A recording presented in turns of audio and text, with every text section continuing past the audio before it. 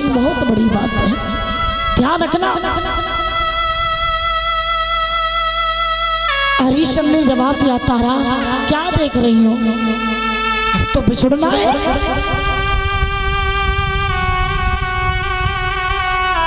तारा बोली, महाराज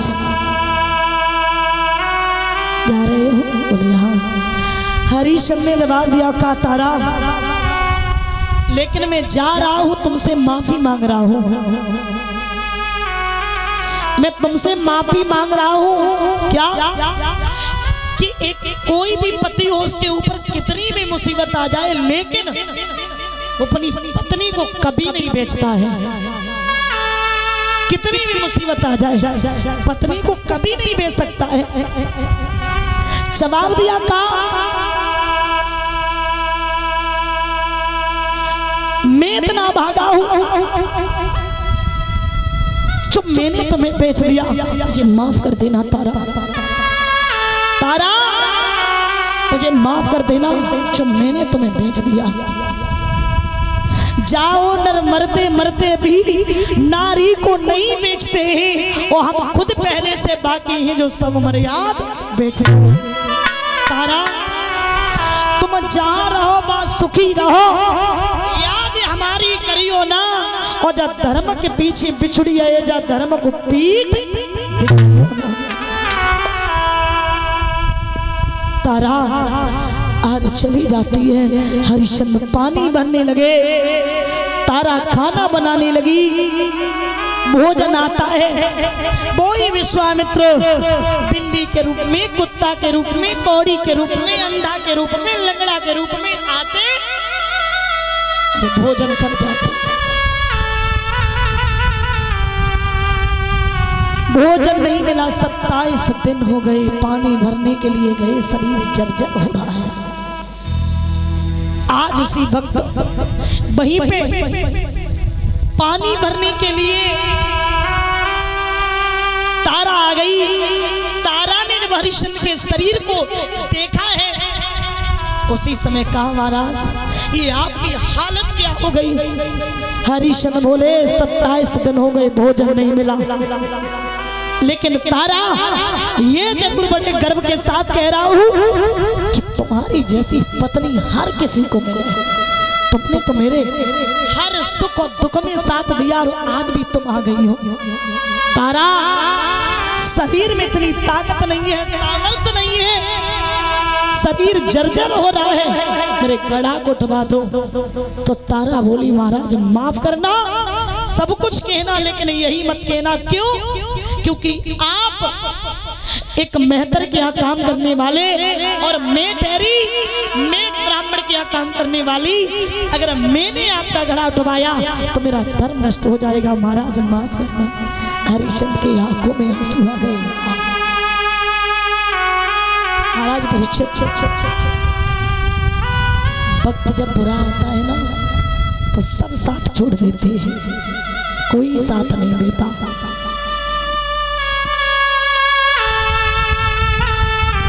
आज उसी समय हरिश्चंद्र ने पत्नी के मना करने पे भी फिर कहा कि तारा शरीर में ताकत नहीं है, घड़ा उठवा दो।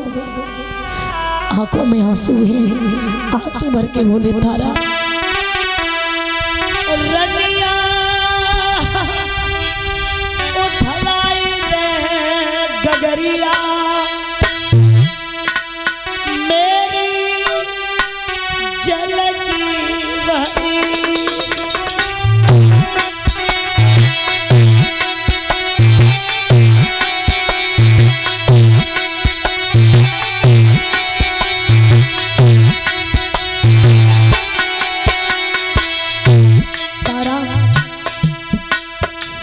ताकत नहीं है, शरीर में सामर्थ्य नहीं है, घड़ा कुटवा दो। दिन 27 हुई है मेरी रानी, मिलो न खाना पानी हमको।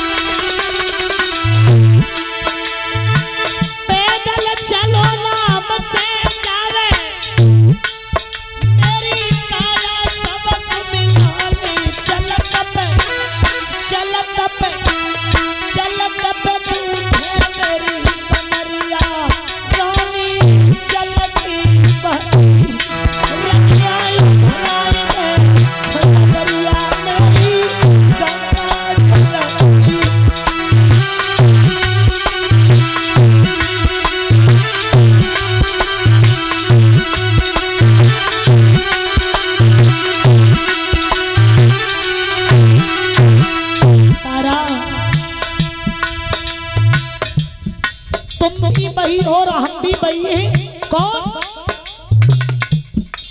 जब तुम मेरे उदास चेहरे को भी देख लेती थी तो तुम्हारे आंखों में आंसू आ जाते थे।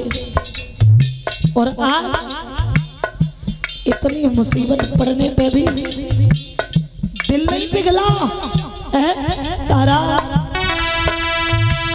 तनिक सारो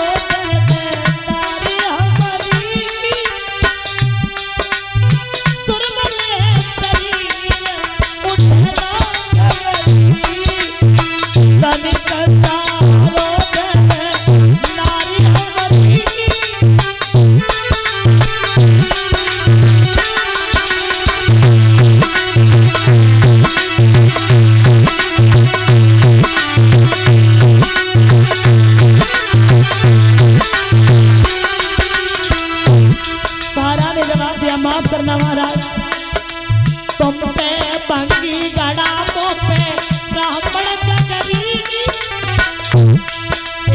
तुम पे बंगी गड़ा मो पे ब्राह्मण गगरी, कैसे उठवाऊं सब बिगड़ी, तुम पे बंगी गड़ा